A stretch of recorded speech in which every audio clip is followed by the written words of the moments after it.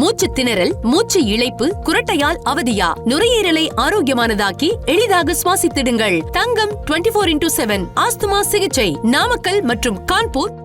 பாத்ரூம்ல போய் ஒரு பையனை நக்கிற அளவுக்கு நீங்க பண்ணிருக்கீங்கன்னா என்ன சார் இருக்கு? பாத்ரூம்குள்ள அந்த பையனோட ஃபேஸ் அமுக்கி பிளஷ் ஆன் பண்ணுவாங்களா சார்?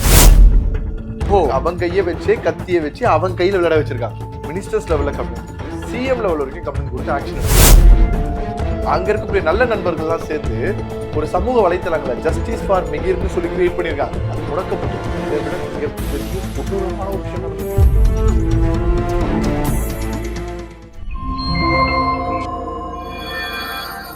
கிங் டிவி நேயர்களுக்கு வணக்கம். இன்றைய நேர்காணலில் நம்மோடு இணைந்திருக்கும் சிறப்பு விருந்தினர், கல்வியாளர் மற்றும் சமூக ஆர்வலர் திரு ஹரிகிருஷ்ணன் அவர்கள். சார் வணக்கம். வணக்கம். ஜனவரி 15ஆம் தேதி நம்ம எல்லாரும் பொங்கல் கொண்டாடிட்டு இருப்போம். அன்னைக்கு கேரளாவில் ஒரு பெரிய சம்பவம் நடந்திருக்கு. அதாவது இந்த மிகிர் அகமதுங்கிற ஒரு 15 வயசு பையன் வந்து கிட்டத்தட்ட 26வது மாடியிலேருந்து குதிச்சு தற்கொலை பண்ணியிருக்கான். அந்த தற்கொலைக்கு காரணம் என்னன்னா, பேரண்ட்ஸ் தடவை நிறைய ஒரு உண்மைகள் வெளில வந்துட்டே இருக்கு. அந்த நிகழ்வை பற்றி நீங்கள் எப்படி நினைக்கிறீங்க? இந்த மாதிரி ஒரு மிகப்பெரிய சோகம் வந்து எந்த மனுஷனுக்கும் வந்துடக்கூடாது.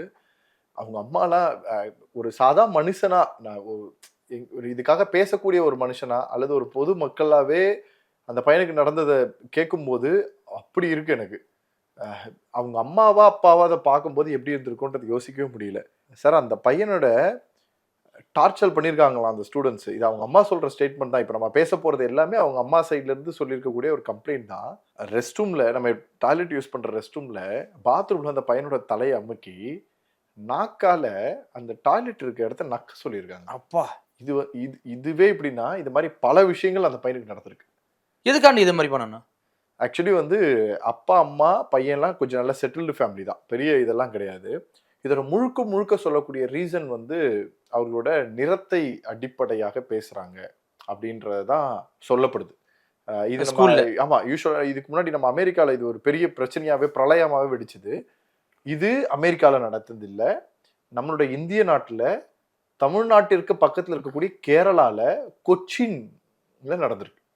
அதுவும் அந்த அந்த பையன் வந்து 15 வயசு கூட தாண்டல, அவ்வளவுதான் படிக்கிறான்னா. 15 வயசு இருக்கிற பையனை எத்தனாவது படிச்சிருப்பான் நீங்க? அது கூட வந்திருக்காது. 10th கூட அந்த பையன் பெருசா வந்திருக்க மாட்டான். ஏன்னா 10th வந்து பப்ளிக் எக்ஸாமினேஷன் எழுதுற வயசு 15-16 வருவாங்க. 9th 10th 11th தான் வந்திருக்கணும். ஸோ அப்பா அம்மாலாம் கொஞ்சம் செட்டில்டு ஃபேமிலி தான். இந்த துபாய் இந்தியான்னு அடிக்கடி போயிட்டு வரக்கூடிய ஃபேமிலியா தான் அவங்களோட சோசியல் மீடியாவை பார்க்கும்போதெல்லாம் நமக்கு தெரியுது. அவங்க வந்து 15ஆம் தேதி மத்தியானம் 2:45 என்னவெல்லாம் வீட்டுக்கே வந்துட்டு இருக்காங்க. ஸ்கூல்ல இருந்து முடிச்சுட்டு வீட்டுக்கு வந்திருக்கான். 15ஆம் தேதி அதே மதியானம் 3:40 என்னவோ, கிட்டத்தட்ட 1 மணி நேரம் கேப்ல அவங்க வீடு வந்து நல்ல ஹை ஃப்ளோர் அபார்ட்மெண்ட்ல 26வது மாடியோ 25வது மாடியில இருந்து குதிச்சிருக்கான் சார். குதிச்சு இறந்திருக்கான். அவங்க அம்மா என்னன்னு அவங்க நடந்திருக்கக்கூடிய விஷயங்கள்லாம் பார்க்கும்போது, இதுக்கு முன்னாடி அந்த பையன் அவங்க அம்மாவோட பேசினதெல்லாம் இருக்குல்ல, மனசு விட்டு பேசின விஷயங்கள் எல்லாம் பார்க்கும்போது அவ்வளவு விஷயங்கள அடுக்கடுக்கா சொல்லியிருக்காங்க. முதல் விஷயமே அவனுக்கு நிறைய ராகிங் நடந்திருக்கு. அந்த பள்ளிகள்ல ஒரு ராகிங் நடந்திருக்கு. இவனை வந்து இப்படி பண்றது, அவன் நிறத்தை வச்சு கிண்டல் பண்றது, இவனை வந்து ரொம்ப ஒரு டம்மியான பர்சன் மாதிரி எல்லாரும் முன்னாடியே காட்டுறது, இந்த மாதிரி பல விஷயங்கள் பண்ணியிருக்காங்க. சின்ன விஷயங்கள்லயுமே அவனை வந்து எப்படி எல்லாம் துன்புறுத்த முடியும் அப்படின்றத பார்த்திருக்காங்க. இப்ப நாமெல்லாம் சின்ன வயசுல கேம் விளையாடுவோம்ல, இப்ப இந்த மாதிரி வச்சுட்டு இதை பென்சில் கூட கிடையாது, நம்ம விரல வச்சு தான் வந்துட்டோம். இப்படி விரல வச்சு இப்படி 1 2 3 4 5 இதுல விரல் டச் ஆயிடுச்சுன்னா நீ அவுட்டுப்பா அப்படின்வாங்க. அது எக்ஸ்டெண்ட் ஆகி என்ன ஆச்சு, கொஞ்சம் காயப்படுத்தாத விஷயங்களா இருந்தது. அதுக்கப்புறம் அது பென்சிலையும் ஷார்ப்னர்ல சீவாத பென்சிலை வச்சு பண்ணிட்டு இருந்தோம். அந்த பையனை எப்படி வச்சு விளையாடி இருக்காங்க, கத்தியை வச்சு விளையாட வச்சிருக்காங்க. கத்தியை வச்சு இப்படி குத்துறா, கத்தியை வச்சு குத்து அப்படின்னு. அந்த குத்துனா இல்ல, இவன் கையை வச்சு குத்திருக்காங்களா? இவன் கையை வச்சு அவனை தான் விளையாட வச்சிருக்காங்க. அவன் கையை வச்சு கத்தியை வச்சு அவன் கையில விளையாட வச்சிருக்காங்க. எப்படி அது முடியும்? பண்ண வச்சிருக்காங்களே, நீ பண்ணிதான் ஆகணும்ன்றாங்கல்ல. பயம் சார். நீங்க இன்னைக்கு இருக்கக்கூடிய குழந்தைங்கள்கிட்ட இருக்கக்கூடிய பெரிய பிரச்சனை என்ன தெரியுமா? இந்த ரவுடித்தனம் பண்ணக்கூடியவர்களும் தவறு செய்யக்கூடியவங்களும் தன்னை பெருசா அவனை வந்து ஹீரோ மாதிரி பெருசாவே வந்துட்டு போயிட்டு இருக்கான். நல்லது செய்யக்கூடியவனும் சரியா படிக்கக்கூடியவனும் அவன் எப்படியாவது முன்னேறணும், தன்னுடைய குறிக்கோளை நட்டு நகரக்கூடியவன், அப்படி இருக்கக்கூடியவனோட கிரெடிபிலிட்டியும் அவங்ககிட்ட இருக்கக்கூடிய பிரச்சனையும் சைக்காலஜிக்கலா உடைச்சிடுறாங்க. அவனுக்கு ஏதோ ஒரு சின்ன ஒரு தயக்கம் இருக்கும், ஏதோ ஒரு கையில அவனுக்கு அந்த நிறம் சார்ந்த தயக்கம் ஏதோ ஒன்று அவனுக்கு இருந்திருக்கு.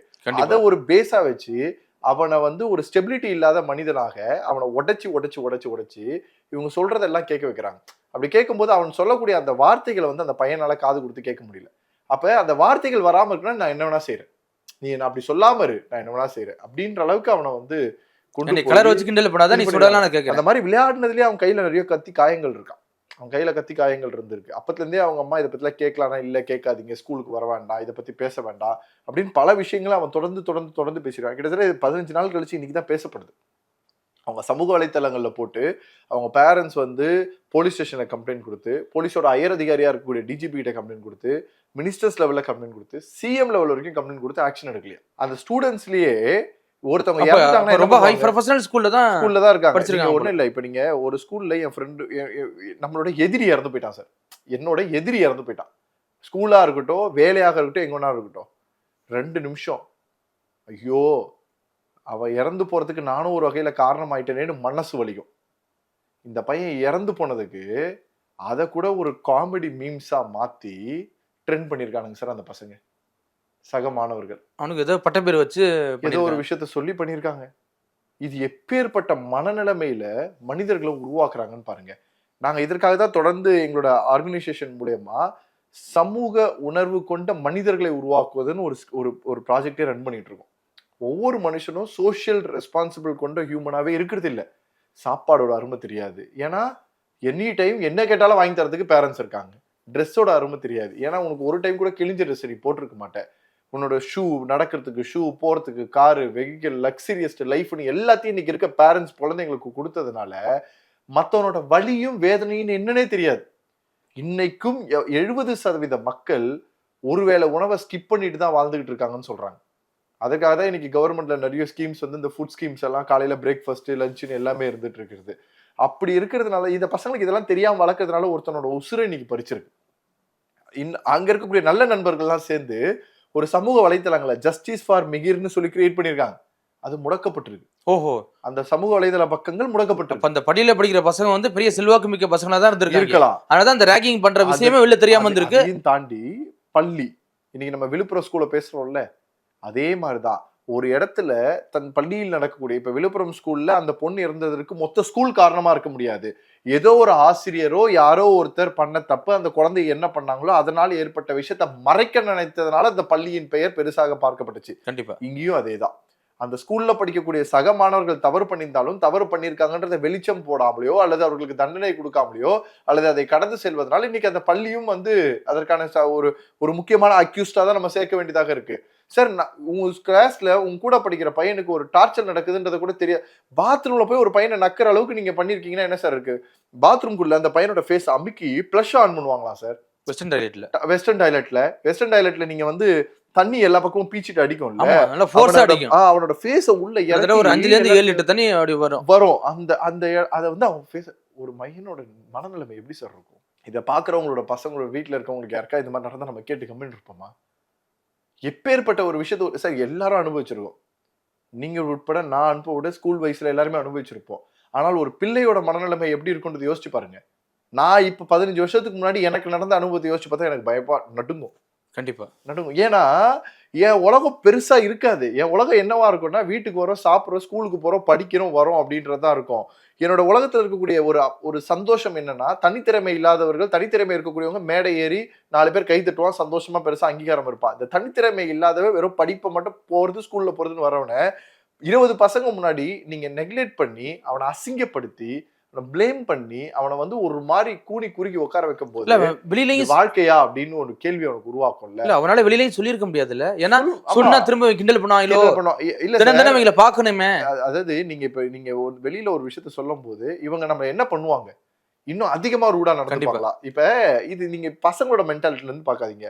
ரோட்ல ஒரு பிரச்சனை நடக்குது, இந்த பிரச்சனைக்கு நீங்க குரல் கொடுக்குறீங்க, அது ரவுடியாரனா இருக்கான், நீங்க என்ன நினைப்பீங்க? நான் பேசுறதுனால அந்த ரவுடி என்னை வெட்டிட்டா, ஆமா அவன் இன்னும் அக்ரெசிவ் ஆயிட்டா அப்படின்னு ஒரு மனப்பான்மை இருக்கு. ஏன் இருக்கு? ஏன்னா என்னைய காப்பாத்துறதுக்கு சட்டம் இல்லை. ஏன் நான் சொன்னா கேட்கறதுக்கு கேஸ் எடுக்க யாரும் இருக்கா, எனக்கு வாதாடுறதுக்கு வக்கீல் இல்லை, இப்படின்ற பல பிரச்சனைகள் இருக்குல்ல. இந்த கவர்மெண்ட்டோ அரசாங்கமோ நம்ம கூட பயணிக்குதான்ற அந்த கேள்வி மனுஷனுக்குள்ள வர்றதுனாலதான் எதையுமே சொல்ல பயப்படுறாங்க. இன்னைக்கு மிகிர் அகமதுக்கு அதானே வந்திருக்கு. கிட்டத்தட்ட அதுவும் 15 வயசு பையன் சார்.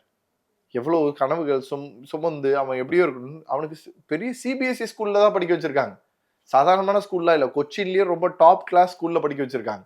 அந்த பள்ளியில படிக்கக்கூடிய அந்த ஸ்கூல் மேனேஜ்மெண்ட் சொல்லுதான் இதெல்லாம் வதந்திகள், திட்டமிட்டு பரப்பக்கூடிய வதந்திகள் அப்படின்னு சொல்லுதான். சரி, ஓகே, வதந்தியா இருக்கட்டும். ஒரு பையன் வீட்டுக்கு வந்த 1 மணி நேரத்துல மேல இருந்து குதிக்கிறானா, அவனுக்கு என்ன நடந்திருக்கு? என்ன நடந்திருக்கும்? பாத்ரூம்ல ஒரு பையனை நக்க வைக்கிற அந்த இன்சிடென்ட் நடந்திருக்குன்னா, இது அன்னைக்கு நடந்தது இல்ல, இது முன்னாடியே நடந்தது கண்டிப்பா இல்லையா? அன்னைக்கு அதிகபட்சமா அதற்கே அவன் சூசைட் பண்ணணும்னு தோணாதவன் இந்த 15ஆம் தேதி நடந்த இன்சிடென்ட்ல சூசைட் பண்ணிருக்கானா, ஏதோ இதை விட மிகப்பெரிய கொடூரமான ஒரு விஷயம் நடந்திருக்கு. அந்த பையனை என்னென்ன பாடுபடுத்த முடியுமோ பண்ணிருக்காங்க சார். எவ்வளவு அதுலயும் அவனை வந்து பயன்படுத்தக்கூடியாத எந்த வார்த்தைகள்லாம் பயன்படுத்தி திட்டக்கூடாதோ அந்த வார்த்தைகள்லாம் பயன்படுத்தி பேசக்கூடியது இருந்திருக்கான். அதை சொல்ல விரும்பலன்னு அவங்க அம்மா அதை பதிவு பண்ணிருக்காங்க. அந்த வார்த்தையே நான் சொல்ல விரும்பலன்னு சொல்லியிருக்காங்கன்னா, அப்ப அது எப்பேற்பட்ட வார்த்தைகளாக அது இருந்திருக்க முடியும்? இன்னைக்கு எல்லாரும் பெத்தவங்க எல்லாருமே தன்னுடைய பணம், சம்பாத்தியம், வாழ்க்கைன்னு ஓடுறதுனால பசங்களுக்கு இருக்கக்கூடிய ஒரு ஆறுதலாக பார்க்கக்கூடியது நட்பு வட்டாரம் தான் சார். அந்த நட்பு வட்டாரங்கள்ல இவன் தனிமையாக்கப்படும் போது பெற்றோர்களும் இல்லாமல், நண்பர்களும் இல்லாமல் ஒவ்வொரு மனிதனோட வாழ்வியல் முடக்கப்பட்டுக்கிட்டே இருக்கு. இது நமக்கு புரியறது இல்லை. பெற்றோர்களுக்கு ஒரு பெரிய விஷயம் இருக்கும். இன்னைக்கு இது பெரிய பூதகங்களாக மாறி சமூக வலைத்தளங்கள்ல பல பேரால பேசப்பட்டதன் காரணம் விளைவுதான் இன்னைக்கு அதற்கான ஆக்ஷன் எடுக்கிறதும் இன்னைக்கு நீங்களும் நானும் உட்காந்து பேசிட்டு இருக்கோம். கண்டிப்பா. இல்லைன்னா எத்தனை பேருக்கு இந்த இன்சிடென்ட் தெரிஞ்சிருக்கும்னு நினைக்கிறீங்க? யாருமே பேசலையே சார். இன்னைக்கு நீங்க எடுத்து பாருங்க யூடியூப்ல மிக பெருசா இருக்குன்ற ஒவ்வொரு இடத்துலயும் பெற்றோர்கள் வந்து வெறும் பிள்ளைகளை பெற்கிறதோ அவங்களுக்கு பிடிச்ச ஒரு லைஃப் ஸ்டைல வாங்கி கொடுக்கறதோ நீ எடுத்து போய் சேர்க்கிறதோ மட்டும் ஒரு பெற்றோர்களோட கனவுகளாக இருக்க முடியாது. இந்த பையனுடைய மரணம் உருவாகுதுன்னா இந்த பையனுக்கு இப்படி வந்துட்டு இருக்குன்ற போது என் பையனுக்காக அவங்க குரல் கொடுக்காம இருந்திருக்காங்க. அந்த பையனுக்கு அடுத்த ஆப்ஷனுக்கு பேசுறதுக்காக இந்த பெற்றோர்கள் வீட்டுல வந்தா பேசுறதுக்கு ஆட்கள் இல்ல. அதே மாதிரி இதை துன்புறுத்தினால அவர்கள் பெற்றோர்களும் எவ்வளவு கொடூரமானவர்களாக இருந்திருந்தா அந்த பையனை சரியா கண்காணிக்காம சரியா பார்க்காம வளர்த்த விதம் இன்னைக்கு இப்படி வந்து நின்றுட்டு இருக்கு. சரி, இன்னைக்கு நீங்க போய் நின்னீங்கன்னா, கடையில போய் நின்னீங்கன்னா, என் அப்பாவோ அம்மாவோ நான் சின்ன வயசுல இருக்கும்போது சரி என் வாழ்க்கை இப்படிதான் இருந்துச்சு. என் சின்ன வயசுல இருக்கும்போது எங்க வீட்டுல ரெண்டே அவுச்ச முட்டை வாங்கினாங்கன்னா வீட்டுல நாங்க 4 பேர் இருப்போம். நானு, எங்க அப்பா, அம்மா, என் தங்கச்சின்னு இருப்போம். அப்படின்னா எங்க அப்பாவுக்கு முழு முட்டையை கொடுப்பாங்க. ஏன்னா அவர் வேலைக்கு போய் சம்பாதிச்சு வேலை பார்த்துட்டு மிச்சம் இருக்கக்கூடிய ஒரு முட்டையில எங்க அம்மா அந்த முட்டை வேணான்னு அவங்க வந்து எங்களுக்கு அந்த பாதி முட்டையை வந்து எங்களுக்கு வந்து பிரிச்சு அந்த விஷயத்துல கொடுப்பாங்க. சம்டைம்ஸ் அது கூட கிடைக்காது. எங்க அப்பாவுக்கு 1.5 முட்டையை கொடுக்கணும்னு நினைப்பாங்க. எங்களுக்கு அந்த பாதி முட்டையில கால்வாசி முட்டையா கொடுக்கணுன்ற அந்த புரிதலோட வாழ்க்கையை வளர்க்கும் போது பணத்தோட அருமை, வாழ்க்கையோட அருமை, ஒவ்வொரு விஷயங்களும் எனக்கு வேற எங்கேயாவது முட்டை பார்த்தா அந்த முட்டையை வேஸ்ட் பண்ணாம சாப்பிடணுன்ற மைண்ட் செட்டுக்குள்ள வரதுல இருந்து எல்லாத்தையுமே எனக்கு கொண்டு வந்தாங்க. அன்னைக்கு என்னவோ என் வாழ்க்கையே ரொம்ப கஷ்டமான வாழ்க்கையா பார்த்துக்கலாம். இன்னைக்கு நான் பார்க்கும்போது என்னை சரியா வடிவமைச்சு கொண்டு போயிருக்காங்கன்னு சொல்லி சந்தோஷப்பட்டுக்க முடியுது. ஆனா இன்னைக்கு ஒரு முட்டையை கேட்டா 5 முட்டையை லைனா வச்சிடறாங்க சார். இவன் ஒரு முட்டையை சாப்பிட்றான், ஒரு முட்டையை தூக்கி அடிக்கிறான், இன்னொரு முட்டையை வச்சு இன்னொருத்தவங்க மூஞ்சில பூசுறான், இன்னொரு 2 முட்டையை அப்படியே வேஸ்டா விட்டு போயிடுறான். எங்கேயாவது ஒரு இடத்துல இது இல்லாம கஷ்டப்படுறவன் இருப்பானே அவனுக்கு இலவசமா கொடுக்கணுன்ற மனசு வர்றது கிடையாது. அப்பேற்பட்ட மனநிலைமையில நம்மளும் வளர்க்கறது இல்லை. அப்படி யாராவது இல்லைன்னு வந்து நின்னா கூட உன்னோட இருக்கிறத ஒளிச்சு வைக்கணும்ன்ற கான்செப்டை இன்னைக்கு கத்துக் கொடுக்க ஆரம்பிச்சிட்டாங்க. இயற்கையாக இருக்கட்டும், மனிதர்களாக இருக்கட்டும், மனித தன்மை இல்லாத ஒரு விஷயத்த உருவாக்குனதுனால இன்னைக்கு பாருங்க இந்த பையனோட உசுறு போயிருக்கு. இந்த பையனோட இது வெளியில வர்றதுக்கு 15 நாள் ஆயிருக்குன்னா இந்த மாதிரி கேரளா ஃபுல்லா எத்தனை நடந்திருக்கும், தமிழ்நாட்டுல எத்தனை நடந்திருக்கும், எத்தனை சம்பவம் வராம இருந்திருக்கும். ஆமா, உலகம் முழுக்க எத்தனை சம்பவங்கள் பேசப்படாம இப்படி புறக்கணிக்கப்பட்டிருக்குன்றது யோசிச்சு பாருங்க. நிறைய பேருக்கு என்ன நடந்திருக்குன்னு தெரிஞ்சிருக்கா சார்? அந்த பையன் ஏதோ அவங்க அம்மா கிட்ட ஷேர் பண்ணதுனால இதை அவங்க அம்மா சொல்லிட்டாங்க. திடீர்னு சூசைட் மட்டும் போயிருந்தா என் பையன் ஏன் செத்தானே தெரியாம அவங்க இன்னைக்கு வரைக்கும் அவங்க துடிச்சுக்கிட்டு இருப்பாங்க. கண்டிப்பா ஒருவேளை நான் திட்டினதுனால செத்துட்டானோ, ஒருவேளை நான் வந்து அடிச்சதுனால இறந்து போயிட்டானோ, அல்லது என் மேல ஏதாவது தப்பு இருக்கான்னு அவங்களே வளர்த்துக்கிட்டு இன்னைக்கு இந்த வாழ்க்கையை வாழ்ந்துகிட்டு இருப்பாங்க. ஸோ இதெல்லாமே வந்து நம்ம பசங்களோட மிகப்பெரிய கேள்விக்குறி கொண்டு வந்து நிறுத்துது. நிறைய பேர் பல விஷயங்கள் இதனால்தான் தனியாக்கப்படக்கூடியவன் என்ன பண்றான், வேற ஒரு தவறான நண்பர்களோட சேர்ந்துக்கிட்டு போதைக்கு அடிமையாகிறது, தேவையில்லாத விஷயங்களை பண்றதுன்னு மொத்தமா போயிட்டு இருக்கான். கண்டிப்பா இதுல வந்து பேரண்ட்டும் குழந்தைகளை கவனிக்கணும். என்ன மனநிலை இருக்கு. இது ஒரு நாள் இன்சிடென்ட் கிடையாது. கண்டிப்பா பையனுடைய மென்டாலிட்டி மனநிலை மாறி இருக்கு. என்னடா ஒரு மாறியா இருக்க, நம்ம கிராமத்துல என்னடா உடம்புன்னு சொல்லி ஒரு மாறியா இருக்குன்னு கேட்பாங்க. அது இங்க இல்ல ஹைஃபையான லைஃப்ல இது இல்ல போல. அதனால வீட்டுக்காரங்க கூட பேசுற லைஃபே இல்லையே. ஆமா, அப்புறம் இருக்கும்போது நம்ம இல்லைனாலும் அவங்களாவது பேசியிருப்பாங்க, அது கூட தெரியாது இல்ல. அந்த வாழ்க்கையை தானே இன்னைக்கு வாழ்ந்துட்டு இருக்கோம். எல்லாருமே இன்னைக்கு சுயநல வாழ்க்கை வாழ்றோம் சார். நான் நல்லா இருக்கேன்னா என் கூட இருக்கிற விஷயம் நல்லா இருக்கா, அன்னைக்கு அவனை நல்லா பாத்துக்கிட்டா, அன்னைக்கு 4 சாப்பாடு கொடுத்தனா, இன்னைக்கு நான் காலையில கேட்டா ஸ்நாக்ஸ் கொடுத்தனா, மத்தியானம் லஞ்ச் கொடுத்தனா, நைட்டு டின்னர் கொடுத்தனா, தேவைப்படுறப்ப ட்ரெஸ் வாங்கி கொடுத்தனா, பர்த்டேக்கு கேக் வெட்டினான்ற வாழ்க்கையை வாழ்ந்துகிட்டு இருக்காங்களே தவிர என் புள்ள வந்து உண்மையிலேயே மனசார சந்தோஷமா தான் இருக்கா, அந்த சந்தோஷமான வாழ்க்கையை தான் கொடுக்குறேன்னா, அவனுக்கு பிடிச்ச படிப்பை தான் படிக்க வைக்கிறேன்னா, அவனுக்கு தேவையான லைஃபுக்கு தேவையானதை மட்டும் தான் கொடுக்குறேன்னா, தேவையில்லாத கொடுக்காம இருக்கிறான்னு யோசிக்கிறதே இல்லை. மன விட்டு பேச டைம் நேரம் இல்லை. இன்னைக்கு மனசு உடைஞ்சு போய் வாழ்க்கையை வாழ்ந்துதான் இன்னைக்கு ஒவ்வொருத்தரும் தவறான வகையில பின்பற்றுறாங்க. இது பெண் பிள்ளையாக இருக்கட்டும், ஆண் பிள்ளையாக இருக்கட்டும், முதியவர்கள் வரைக்கும் எல்லாருக்குமே இந்த பிரச்சனைக்கு அனுபவிக்கப்பட்டு தான் இருக்காங்க. இதுல இருந்து வெளியில வரணும் அப்படின்னா ஒருத்தர் மனம் விட்டு நீங்க சொன்ன அந்த விஷயம் நடந்தா மட்டும்தான் நடக்கும். இந்த மிகிர் அகமதுக்கு நீதி கிடைக்கும் போது தொடர்ச்சியா பேசுவோம் சார். மிக்க நன்றி. மூச்சு திணறல், மூச்சு இழைப்பு, குரட்டையால் அவதியா, நுரையீரலை ஆரோக்கியமானதாக்கி எளிதாக சுவாசித்திடுங்கள். தங்கம் 24/7 ஆஸ்துமா சிகிச்சை நாமக்கல் மற்றும் கான்பூர்.